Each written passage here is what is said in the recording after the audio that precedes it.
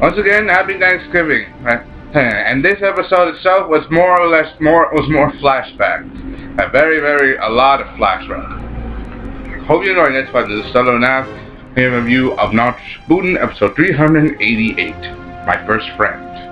And right now, this whole episode basically was flashback, but we'll start.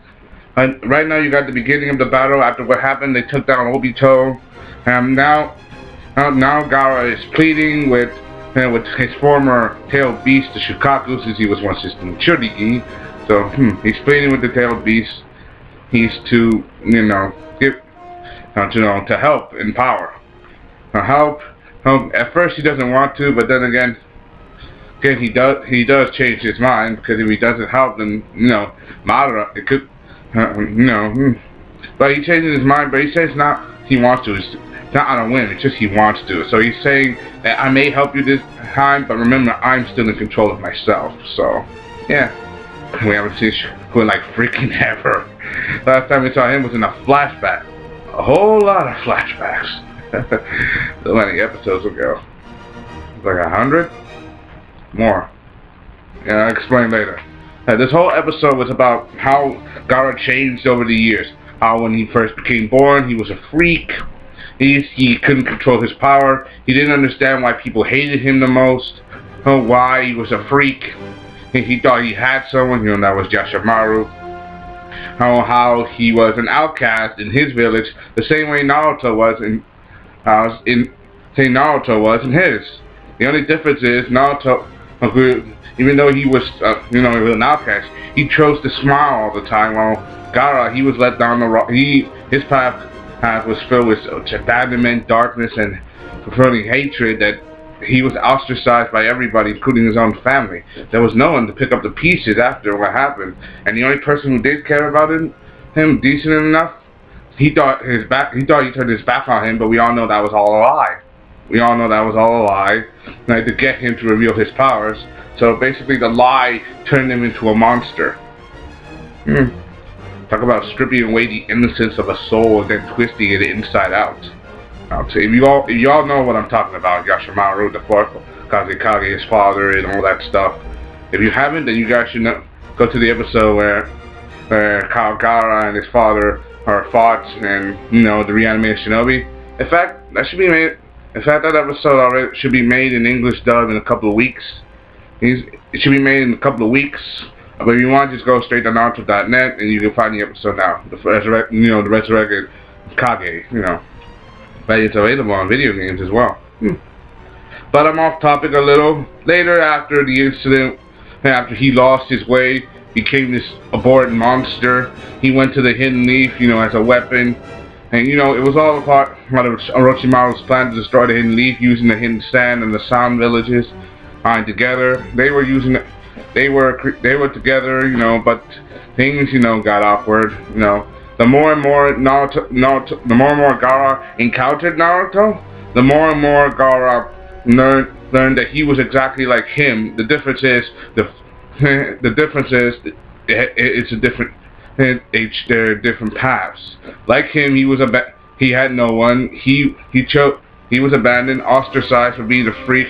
Yet the only difference is Naruto chose to crave attention by pulling pranks until people noticed him and scolded him. While Gaara, he was so feared that no one bothered to pick up the pieces afterwards. He was shattered to the point where he no longer recognized his childhood self, became a literal monster, lashed out at everything and anyone who dared to criticize him, demean him, or even try to get close to him. The fact that he didn't kill his own family yet was a miracle. Yeah, that's right, I said a miracle, because monster. But that all changed. The more and more he fought Naruto, when he fought Naruto, when he changed him, when he reached through to him, he chose to look on the positive notes. Chose to admire Naruto, knowing that he had through this hard journey, yet he still continued to move forward, and in such a way, it made him change his mind. At first slowly, but then gradually. And then finally, completely, until Gaara abandoned his monstrous ways completely to the point where his people respected him. They no longer think of him as the monster that he was, and he became leader of his village, the Kazekage. Hey, we all know this all too well. I'm trying to at least explain this as delicately. You know, we all, as Naruto fans, you all know what I'm talking about. Everybody knows this video, but I'm trying to be as professional as I can, so please forgive me for repeating stuff over that you already know. But yeah, this whole episode was about how Naruto and Gaara basically met, so basically from Gaara's point of view. Then there's the right. But I know that this is mostly filler because it's close to the end of the year. They're still working on the Naruto, the last movie, and not to mention the fact that it's also the manga has ended. And the story still continues to this day, or at least another year or so away from complete story ending without any filler. But they are now adding the fillers now because we got to this point. They're now gonna add more fillers to the story to make it longer. For example, the next episode was about how Hinata and her sister Hanabi, her younger sister, how they're gonna grow up and how they went to the rough fight. I think that was back when Neji, was a bit of a dick. He hated the main household, even though the Branch family were even though they're part of the same family. His family was a slave, while the